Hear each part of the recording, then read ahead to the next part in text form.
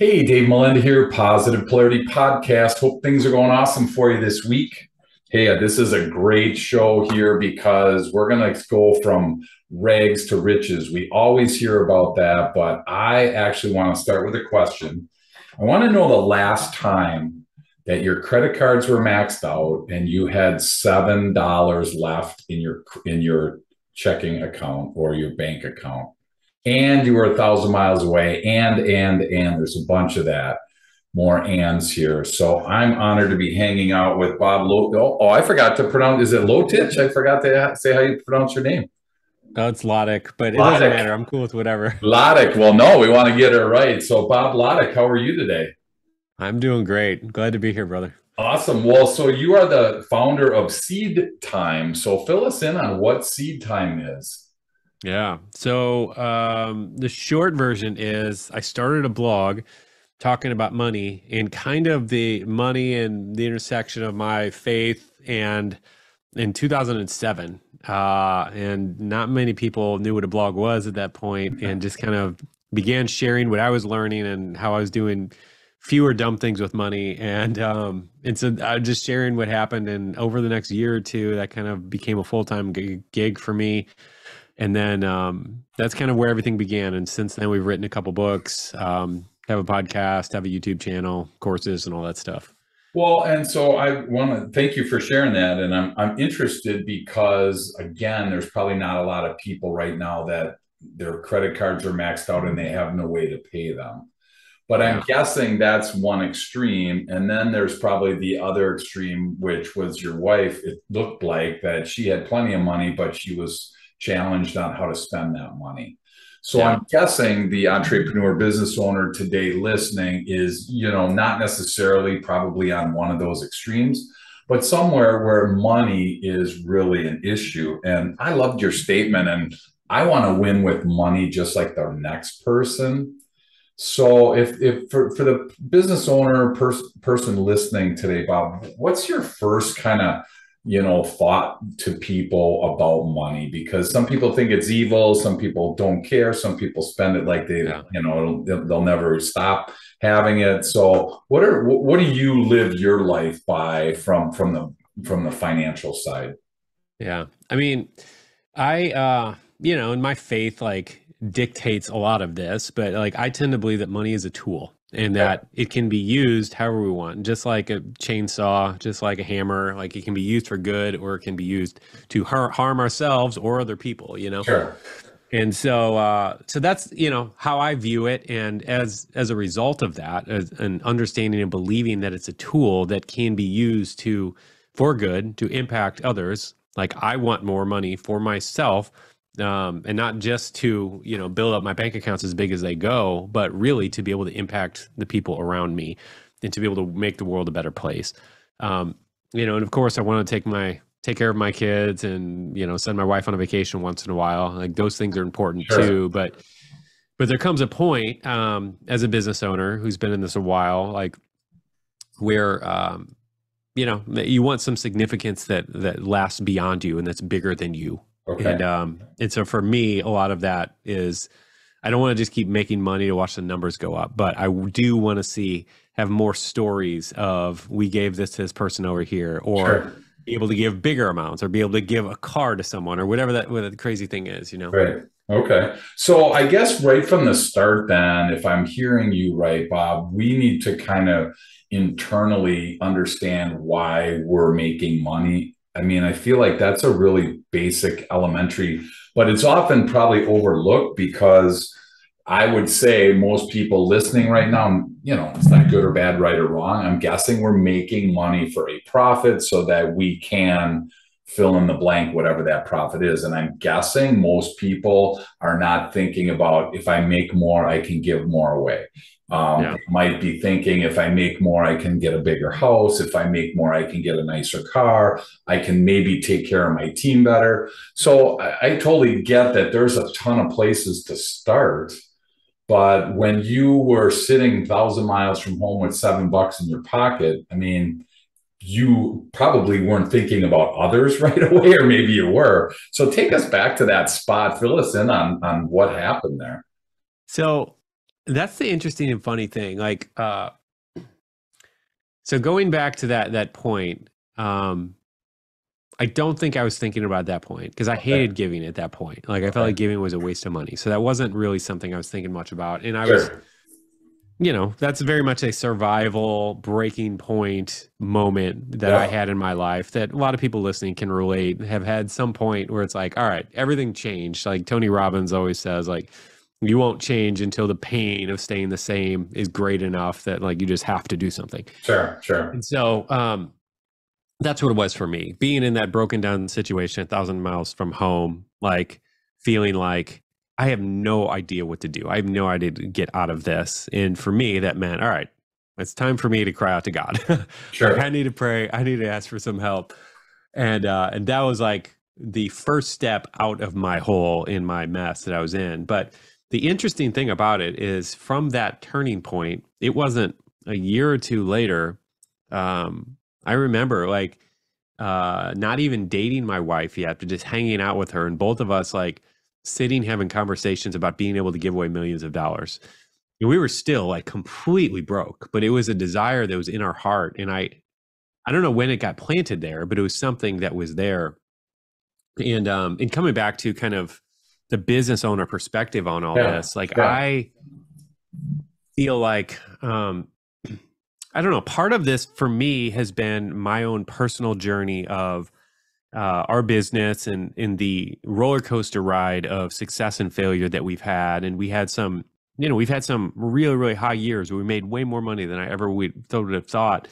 And like we all know, like we've all heard, it doesn't satisfy the way that you kind of hope it will, but it's like we all want to find out for ourselves. It will. Right. And I'll let you know on that, Bob. Okay. I'll let you know if the ton of money. Yeah. I know that's the thing. Like we all want to figure out for ourselves. And I think that's the thing is like, because I've had that experience of having, more money than we needed in getting to the point where it's like, all right, what, like this isn't bringing the satisfaction that I was hoping. And that led us to really lean into giving more and discovering, I think, some of the greatest joy in our life by having that motivation for earning more. Because I got tired of just earning more just to see the numbers increase each month. Like that's just not satisfying after a while, Wow. So it's find a reason to make that money, I guess, is what I'm hearing. I think so. Yeah. And I mean, faith or no faith, I don't think there's a right or wrong to it. It's just a matter of finding what that reason is. I mean, when we look at it, I think there's like 4 ways that you can either save money, you can spend it, you can give it away, or reinvest it. And I guess you can question that 4th one if it really means something. But from a business perspective, I think it's definitely healthy to have retained earnings in the bank. It's definitely healthy to have some money set aside. I believe it's definitely healthy to spend. How do you introduce that concept to a business owner that might be listening that never really thought of, hey, maybe I could give some away? Because again, you talk about we're always trying to gather as much as we possibly can. And whether that was taught in business school or whatever, I just don't remember a lot of people telling me, hey, let's get it so we can give it away. And I'm just curious, how you introduce that concept to somebody that's really never thought of it before. Yeah. So yeah, as a Christian, I feel like a lot of my beliefs about giving are, stem from the Bible and stem from really just this idea, and you see this in a lot of different religions, this idea of you reap what you sow. Yeah. And so when you think about it from that perspective, like we're seeing a lot, especially for millennials and Gen Z, like all of us, and I'm at the tail end of millennials, like we want something more than just a company that delivers a product. Like we want to know that we're putting money, we're buying something that company is having a positive impact in the world. Like we care about that component of it. And so I would argue that there's a really good precedent here that's been set by, a good number of companies that by making that a big part of what you do, like what you stand for, why you exist, actually leads to more profitability and customers who are more committed and more like diehard fans to your product and your services. And so, and again, like, I don't think you should lead from the selfish angle of we're going to give just so that we can get, that whole thing. But I think there's something there. Like when you sow, you reap. Like when you give, it comes back. And so, yeah, that's how I would begin thinking about it. So I wrote down find a cause. So find something that you might be passionate about. Find something that your team might be passionate about. I mean, I know when I had my team, I had 22 people on my team back in the early 2000s, and we would once a quarter find something that we could invest a half a day or a day in actually giving back, volunteering in some way, shape, or form of the group, right? I mean, it felt like number one, it was great to help others, but selfishly, 100% selfishly, I felt so darn good at the end of that day of helping somebody that I'm like, man, we should do this more, because if I felt fulfilled, and the feedback from the team was that same way. So my question is, I guess, is giving always financial, or are there other ways that you see, entrepreneurs giving back into this world? Yeah, no, I mean, that's a great example. I mean, I think, another way here is mentoring the next generation, because I think there's so many leaders that get tight-fisted about sharing their wisdom because they're intimidated or nervous about the next generation coming to dethrone them. Yeah. And I think that's what a good mentor does, is like shares with the hopes that your mentee is going to surpass you. Because if they do, then you've done something right, you know? And so I think just that right there, but also like what you were doing with your business, I think that's fantastic. And it's so true, because I don't think that you can go serve other people or give in any capacity to other people and be miserable at the same time. Because it's like it instantly takes your focus off of your problems. Right. And therefore, like, you find joy in it because you got your mind off of your own challenges. And so it's so good. Wow, that's awesome. Well, I'm going to go totally off script because I have a question that's like just an opinion, and I'm curious because I drive down the street and I see somebody standing there with a sign that says, "Please help," right? Mm-hmm. And part of me is like, oh my gosh, I want to help. And then part of me is like, there's unemployment is ridiculously low, get a job, right? So there's like this judgment person on part of me. Grace is, there's half grace, half judgment. So I'm just curious, from your perspective, what do you think of when you see that individual standing there looking for a handout in that case? Yeah. So this has been something I've thought about a lot over the years. And I have a good friend who more or less started a homeless ministry. And I've talked to him a lot and had a fair number of conversation with a few homeless people. And anyway, in the conversations with him, because he worked with so many and saw what works and what helps them and what doesn't, it was really educational for me. Okay. And just helped me, I think gave me a better perspective about handling that situation when we see someone. And at the end of the day, like, I'll just get real briefly. One of the things that he said that I hadn't really thought about is just that he said for a lot of these people, A, there's mental health issues or challenges. And then B, systemically, it can be challenging, really challenging in a lot of ways to climb out of that hole, because it's this simple stuff like, they need a suit in order to go to this job interview, but they don't have a car and they don't have a way to get over to Goodwill to buy a suit. And then they can't get from here to there, and they can't get an apartment because they don't have credit, because they can't open a bank, like all these different things. And it's like, and he was explaining is like, it's a problem that can be solved, but for smart people, like who have everything going great, it's like, it still takes a good amount of work. For someone who has a mental disability, like it's a really big wall that they have to overcome. And he's not, talking about all cases, but a fair number they'd worked with. So anyway, so that was like kind of one perspective shift that helped me kind of navigate through that. And then, because we go downtown a fair amount and we see a good number of people.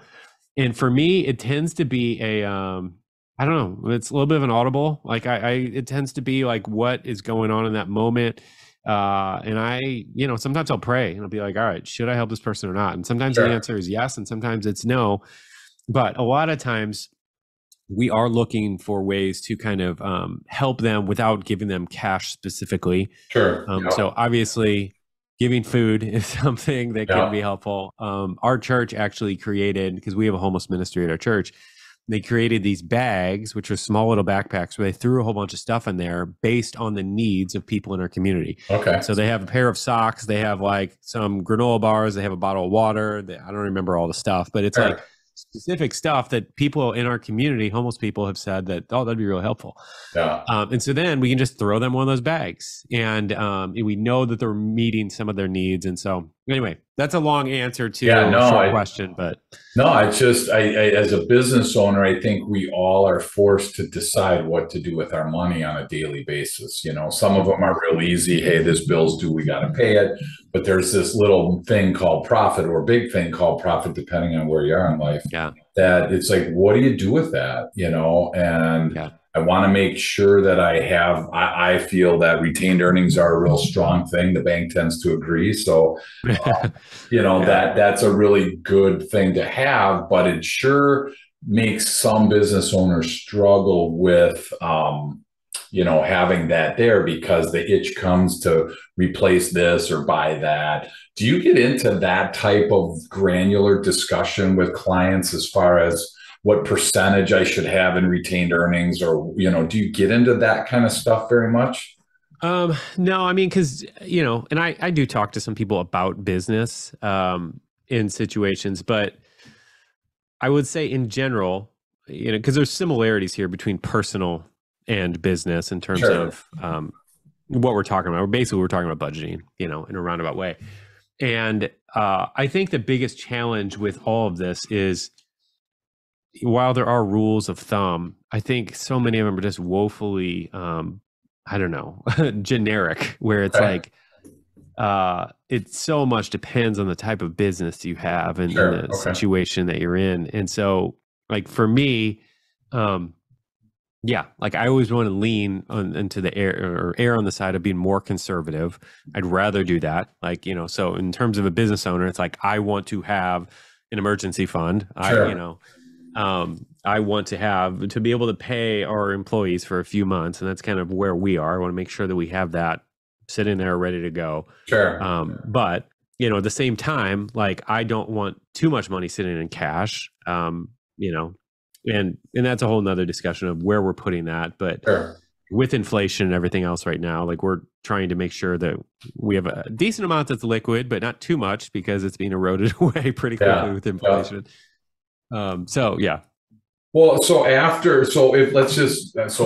round two, round one is find a cause. So I'm just talking to the entrepreneur that this might be new to. So you find a cause, Yeah. whatever it is, your company likes, your team likes, your customer likes, whatever. I mean, are you very vocal about where you give your money, or do you tend to be more quiet and don't let the left hand know what the right hand's doing, so to speak? Or are we able to, on LinkedIn as a company, say, hey, we donate here, we love this, charity, blah blah blah? What do you recommend for people listening?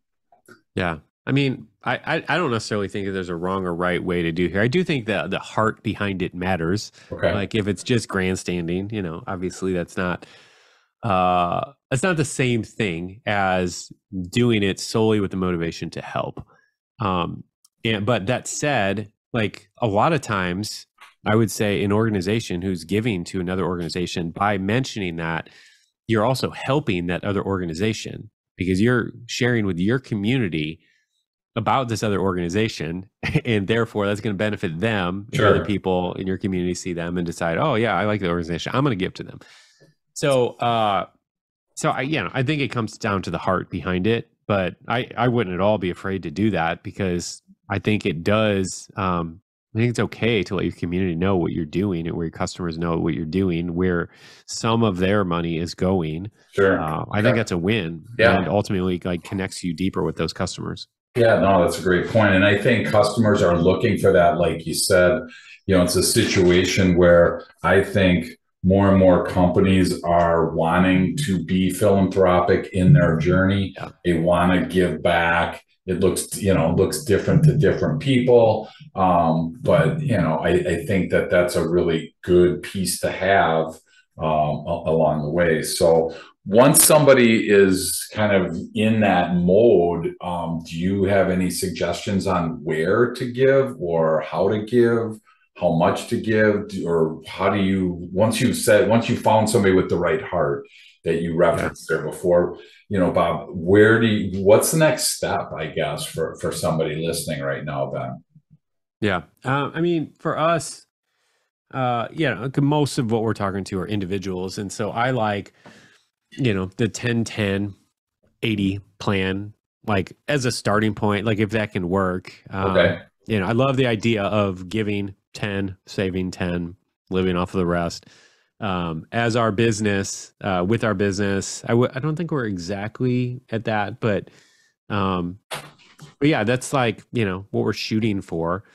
And so I think that's just a good, round number, simple thing to do in terms of where to give, or, like that type of thing. I think whatever's sticking out with you, whatever's resonating with you, would be where I would lead, Yeah, there's so many places to go, right? I mean, there's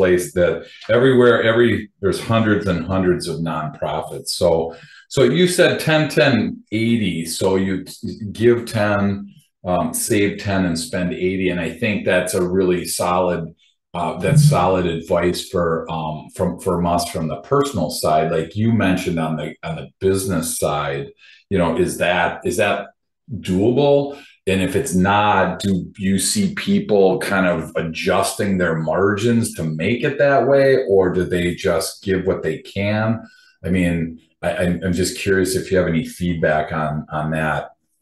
Yeah, I mean, and this is where it's tricky because it's interesting. So many businesses well, just the margins in different businesses are so Yeah, distinctly different. So I have a friend who's been in the retail space, and who's been in business, honestly, doing really well for 3 or 4 years, yeah, built a good sized team, has a fantastic product, great brand, all this different stuff.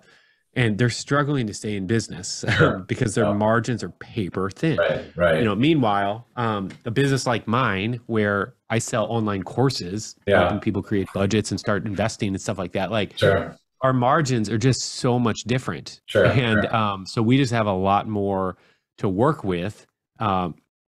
And there's no bloat. Like, I have a home office, like we don't have a big building, like, so it's just a very, very different thing. And I feel like they're apples and oranges, but the bottom line is like, you can take your profit and whatever the profit is and slice it up however you want.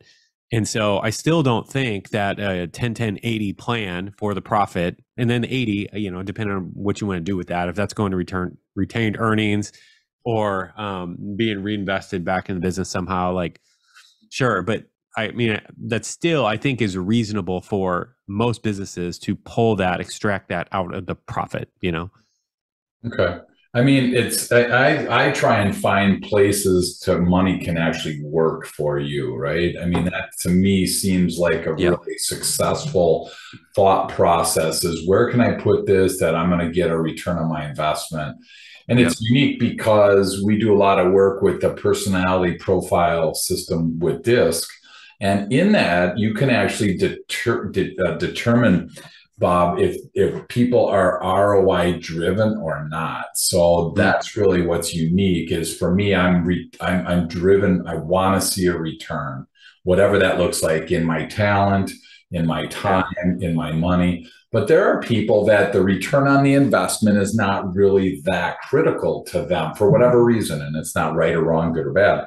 So I'm just curious if you're on that ROI band path that Yes. I'm on, right? I'll But just then, answer for you. Yes. yeah, but then it's like if you find somebody that's not, I mean, I really struggle as a coach to try and find a way to, what does motivate them if they're not motivated by money, Yeah. the return or the success or whatever, and I'm just curious if you run into those people, if you've had, any success finding other ways to get them to successfully invest their money. Uh, yeah, I mean, I think so for my wife, Linda, I would say she falls in the category of not caring about the ROI, but Okay. she does care about things. Sure. And I would say she cares about what she wears. I would just say she cares about travel, like time with the family, Yep. things like that. And so when I can frame it outside of the percentages or the numbers and frame it as, hey, if we do this, then, we can go on this trip this year, Sure. Yeah. or whatever, you'll be able to have a $500 spending spree at Nordstrom, like whatever Yeah. the thing might be. Sure. That interests her, that motivates her. And so, I mean, this is just a side note tangent thing of something that we've done in our business planning. Every quarter, Lynn and I get together and schedule out business goals for us for the quarter, as well as I would say personal goals, but things like, all right, I want to read 3 books this month. I want to exercise this number of times, or this quarter, read this many this quarter, exercise this many times, blah, blah, blah. And so we both do that, and we set rewards for ourselves if we meet those goals. And we found that both to be incredibly motivating. And so for her, like, I guess my point in this is I can get motivated just knowing that we have a return, like seeing the long term of I know where we're going if we can keep returning like this, whereas she doesn't. Sure. But if I wave that reward in front of her, like that's going to get her motivated. So Gotcha. Anyway, that's my best, I guess, advice there. Well, I tell you what, she just called and she said the $500 at Nordstrom's really is 5,000. Okay, because 500 you get a pair of socks. So you may want to up your ante a little bit. She's just giving you a little free advice. But all right, I'll do that, Dave. Yeah, exactly. So one of the things that I was in your research and in your work, I saw this kind of this set it and forget it type of concept. So what does that mean to you? Set it and forget it when it comes to finances. Yeah. So I think for me, I realized that I kept on having all these things that I knew with my money that's like, oh, I should do that. I'm going to do that. I want to do that. So say it's saving $500 a month for retirement, or say it's even just like putting some money aside for an emergency fund, or I want to give a consistent amount to my church, or whatever the thing is. Like I would have all these things. It's like, I know that's what I should do. That's what I want to do. But for some reason, I'm just not doing it. Like, right. Or I might do it every once in a while, but I'm not consistently doing it. And it finally dawned on me that like financially successful people, they're not any smarter than me. They don't have more willpower than me. They just figured out how to make it automatic. Gotcha. Okay. And when you understand that, it's like that is the key to financial success. It's how can you take the important things that you know you should do and make it so that you don't ever have to depend on you and your willpower to get it done. And so that's really what I'm talking about with that concept of setting and forgetting it, because like that was a game changer for me, because instantly it's like now I'm a consistent giver. Now I'm saving up money. Like every single month I have money savings growing, and I have retirement savings growing, and all this stuff is happening automatically and I don't have to think about it. Okay. So we're setting it up some way. We're providing some money in an account in wherever we're doing something with part of our money every month, get some consistent growth there, and then just try to forget that it's there. Well, yeah, no, I mean, from a business perspective, we just started doing this. It took us longer than it should have, but finally created a 401k program for our business. And so now it's like we're doing that for ourselves through our business, but also for our employees. Sure. And I just love that. That's awesome. Well, and you used a word, which I wrote down a different word, but I'll use your word, willpower. I mean, it's hard. I wrote down just say no. There's times where it's really hard to, I don't know. Maybe this is a blind spot of mine, but I don't think I've ever really had where, oh my gosh, I have to get the latest and greatest. I have to get this, whether it's hunting, fishing, sports, home improvement, whatever your hobby is. There are certain people that they have to have the day that brand new fishing boat comes out, man, their old one that they got last year is obsolete. I totally get that. How do you work that willpower in to your discussions? Or is it just a matter of, hey, you just have to say no? You just have to be able to really control your urges. And I don't know how else to say it, but I'm just Yeah. curious how you deal with that. Yeah. So that's one of the biggest problems I've found with almost all the budgeting stuff, apps, spreadsheets, whatever. Like, because I've tried all this. I've written reviews about almost all of them, and bringing them into my family with Linda, like we just kept on failing one after another after another, and it ultimately was because they weren't holding us accountable.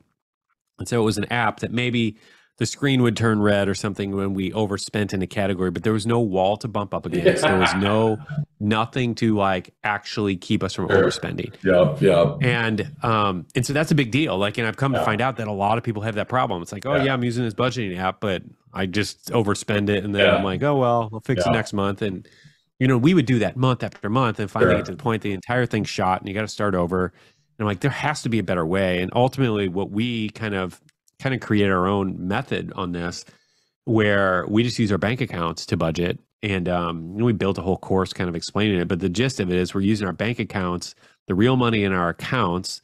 And that, because we're using real money, it's like holding us accountable. And so there's no cheating it because we'll overdraft our account. It's like there's a punishment sitting right there that forces you to control that spending. You know what I mean? And so that's worked so well for us. Wow, that's great. Well, and how do you do that in business? I mean, is it the same concept where you create different? I mean, back in the day, I don't remember who it was, but you were supposed to do for personal, you put, you cash your check and you get $100 or whatever, and you put 10 in this envelope and 10 in this envelope and 20 in that envelope. And when it's gone, it's gone. But, without some kind of accountability, like you said, you just rob. Well, hey, I don't need to pay rent this month. I'll just take the rent money and go to the casino or whatever it is. Maybe it's do I pay the car payment or the house payment? Those are some really painful discussions that people have to have. I've been around enough businesses to see that is at times happening in business. I think you're already too late at that point, I would guess, right? And my question to you is there any fix in that situation? What does somebody do right now listening that finds themselves in that spot? Yeah. And there's no magic pill. Like, it takes work to work out of it. Just if you're 50 pounds overweight, it's going to take work in the right direction to get rid of it. But I do think that the same principle applies in business. And I'm not sure if you're familiar with Profit First. Have you read that book, heard about that concept? I've not. That's a similar concept in the business world, where essentially you're setting up different bank accounts. And his whole idea and concept behind that is to maximize profit. That is the number one priority. That's the first thing that gets pulled out before all the other expenses. Okay. And it's amazing what happens when you do that and when you structure things that way.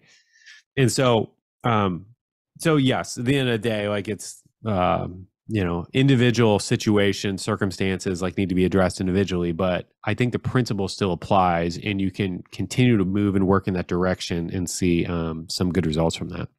So do you help people in that spot? I mean, is that part of what you do at Seed Time? Yeah, we do. Mostly through our courses. Like, we're doing a little bit of one-on-one coaching. I'm limited on the amount of time I can spend on it, but yeah, we're doing some coaching, and then a lot of it is through our courses. Are the courses personal and business both, Bob, or are you focus more on the business side or more on the personal side? Definitely focus on the personal side. We've done a little bit of work on business, but we don't have any business specific courses at this point, but it's on our to-do list. So awesome. Cool. Well, keep us posted, because that sounds like a really great spot. Because like I said, I don't think people wake up and say, you know what, today I'm just going to spend all my money. I'm just going to blow this budget. I'm done. I don't think it happens that way. I think it's a slow overtime process. And without that accountability, that can mess you up. And I know the banks, if you don't get your line of credit to zero. They would love to see it be at zero for a month, a year, whatever the ratio is, depending on the bank. If you don't get it to zero, they may look the other way. But there's all these forces that are, hey, here's a free credit card, oh my gosh, 0% financing. I mean, there's a ton of snares out there. So I'm just curious, what are some of the lies that we're told about our finances that you'd love to debunk if you could? So I think, and I'm speaking mostly from a personal perspective, but sure. I just grew up believing that debt was the norm and that you had to have debt. And I kind of, I guess, ripped that out of my own life really before I started a business, or kind of as I was starting our business. And so for me, that was a car payment. Like, I grew up believing that you will always have a car payment. Like, you're just a middle class kid. Yeah. You're always going to have a car payment. It's just what you do. As soon as you pay off that car, it's about to blow up. So you need to go buy another new one. Exactly. Trade into the dealer, get ripped off, just continue that cycle. Yeah. And somewhere in our early 20s, like, I'm thankful we just kind of decided, what if that's not true? Like, what if it doesn't have to be that way? And so rushed to pay off our car.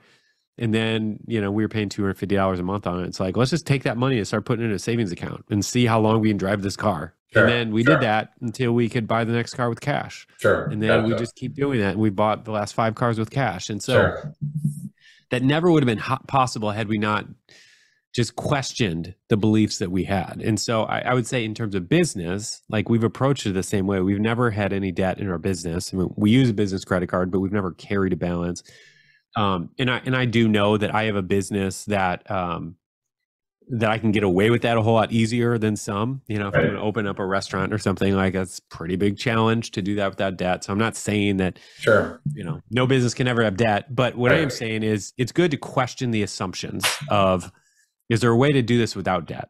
Is there a way to do this with less debt? And I think just by questioning those assumptions, it gets you to start thinking of other solutions that you might not have thought about before, Yeah. Well, and I think that's really wise counsel to have a business owner and entrepreneurs listening to actually question your assumptions rather than just assume that that's the way it's going to always be. Because the unique thing is, the flip side is, and correct me if I'm wrong, if I'm able to get a $50,000 car with 0% down, am I better, or 0% finance charge, where the money's literally free for 60 or 70 months, whatever they give you. I mean, to me, all of a sudden, it's like, well, my money could make money somewhere else, so why would I want to pay that off? So is there kind of reverses to some of these, comments, some of these statements? Are there exceptions, I guess, to some of this stuff? Yeah, no, I mean, that's certainly better, being able to take that money that you would be paying towards interest and invest in something that can earn and grow. Yeah. But, like, I mean, getting in the weeds here, but I would argue for, instead of spending $50,000 on the new car, going to get one that's 3 or 4 years old, that's already lost $20,000 of its depreciation. Yep. I think that's where there's a bigger win, a bigger opportunity. Now, some people just have to have a new car. It's like, that's my obsession. I have to do that. It's like, all right, to each his own. That's fine. But for me personally, like, I don't buy any cars unless they're 3 or 4 years old, just so that that biggest chunk of depreciation is already gone. So is Linda cool with the used car? I've got her on board. Like, we still get really nice cars. They're just a few years old. Oh my gosh. Well, we should get her. Let's get her on just to confirm for today, Bob. We can do that. We can do that. I'm just kidding. But that's the thing. It's like, I think cars have evolved so much now that you can get a 3 or 4 year old car that's still really nice, really reliable. And it's just going to save you so much money in the long run, Yeah, absolutely. Well, and I think that the overall principle is really to think about your spending before you spend it. And then again, try and find ways to do the save and give and spend, because I think there are different chunks to our day. And if we're in that spend mode, and we don't think about other people, or we don't think about our customer. I mean, from a business perspective, I encourage people to spend money to increase that customer's experience, because that, you're always going to have a much better outcome when the customer is happy. So we're not here trying to say, don't spend any money. I think that there's just some real blind spots that we have when it comes to money, and somehow real easy to see your blind spots. For me, I can't see my own, right? But it's super easy to see other people. So, I think that's where having a mentor like you come alongside and help is really a cool thing. So, so a couple questions, and then I'm going to let you go as we start to land today. What would your tip of the week be for somebody that's listening, that this might be new to them, or they might have scratched the surface, or quite frankly, they might be an expert? What comes to your mind right now as a tip of the week for our group? I would say in general, one of the most important things that anyone can do, business owner or personal, with their finances is pay attention to what's going on. So have you ever heard Pearson's Law? It states that when performance is measured, performance improves. And so those things that we are measuring are the things that get improved. Peter Drucker had similar things to say about all this, but, and so one example of this is I remember going to do a nutritionist, and she said, I want you to start writing down everything that you eat.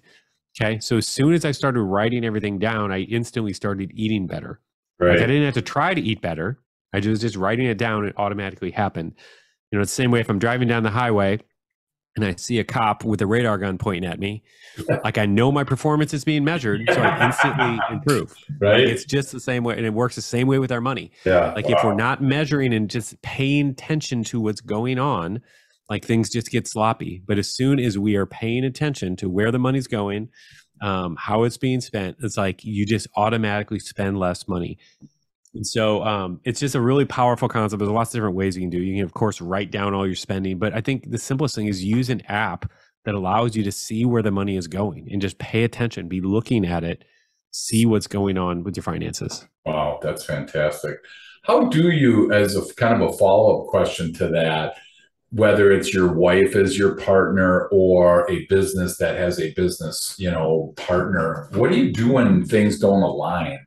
Because I've been in situations where the partners aren't in agreement on certain things. One guy thinks we should spend, or one girl thinks we should spend, or whatever. So I'm just curious if you have any feedback or tips for people listening that might have a partner, in whatever that word means, that is not in alignment on spending or on money in general. For me, I just pray. We've had our fair share of bumps and just not seeing things the same way. And what I do know that doesn't work is if you sit there and just run your mouth, say everything that they're doing wrong. That doesn't work. I'll confirm that for you. But save your efforts, right? You don't have to do that. But just praying, man. Like I feel like God's done more work in that than we've ever been able to. Awesome. Cool. So one last question, and then I'll let you go. So what's one thing that most people listening today wouldn't know about you that you feel comfortable sharing? Yeah. Funny, random, fun fact. My keyboard, anybody can see it. I use a alternative keyboard, so my keys are not laid out like everybody else's. So it's not like QWERTY. I use something called Dvorak, which is this alternative keyboard layout that is basically better for your wrists, because the motions that you're making with your fingers are more efficient. They're not being strained as much as they are on a normal QWERTY keyboard. Holy cow. So I started doing this a few years ago. Took me about 6 months to get back up to speed. But yeah, that's a quirky, weird thing about me. Holy cow. That's a new one, I have to say. That's interesting. So thank you. Yeah. Thanks for sharing that. So you have a 3-day money challenge. And so why don't you fill us in on what that is? Because I'm guessing there's a couple people listening right now that are like, their heart is like, whether they have fear, whether they're feeling hopeless, whether there's frustration there, there's Yeah. just not some real positive thoughts going on right now about their money. So I'm Mhm. going to leave it in a real positive and peaceful place. So what Yeah. does that 3-day money challenge look like? Sure. Yeah. So earlier this year, in April, I guess it was, we launched, we released our book called Simple Money Rich Life. And out of that, what I did was I created a 3-day money challenge, basically pulling out 3 of the most important keys and concepts out of that. And so we're just giving that away on our site for free. So basically pulled some of the best stuff out of the book and giving away. It's just seedtime.com. Or wait, I'm sorry. It's just 3daymoneychallenge.com. That's what it is. 3daymoneychallenge.com. So anybody can go there and get these 3 key lessons that will help anyone move forward financially. So yeah, if you're looking for somewhere to start, need some encouragement, need a little help moving forward in your journey, check that out. It'll be a great, free resource for you. Awesome. Thank you so much. And, I just want to encourage people because every week we talk about these concepts, whatever they are, business, personal. This one seems to be a little bit more personal. And, it's so easy to feel hopeless. It's so easy to just think that there's no fix. And that's why, we look around the world for people like Bob to be able to come alongside us in whatever it is. In this case, it's money. And so I just don't want you to leave this week without, committing to reach out and check out that 3-day money challenge. Check out his book, a book, Simple Money, Rich Life. I mean, what awesome 4 words. And rather than just jump into your next podcast or, jump into your next activity, just take a minute and kind of sit with what we've just got laid out here. And I just want to encourage you, and I quite frankly want to challenge you to call, get a hold of Bob, find some of these resources that are out there. And if people want to get a hold of you, Bob, what's the best way for people to find you? Yeah, so we are seedtime.com, seedtime.com. And so, you can find us over there. You can contact me over there. I can help any way I can. We're on Instagram at seedtime. You can send me a DM there. Love to chat, love to connect and see how we can help you out. Awesome. Well, thank you so much for being vulnerable. Thank you for sharing your story with us. And I'm excited to be able to continue to watch. And hopefully you're going to continue to share great information. And when you figure out how to get your wife under control, let me know, because that's the fun we have in our family. And I'm like, man, I showed my wife your website and we just busted out laughing when we saw that. She's like, oh my gosh, I love that girl. She's awesome. So if you're listening and get a chance, jump on the website because there's some really cool stuff. And again, thank you so much, Bob, for sharing, and appreciate all that you're doing to help. Yeah, thank you, Dave. Appreciate it. It's an honor. Thanks for having me.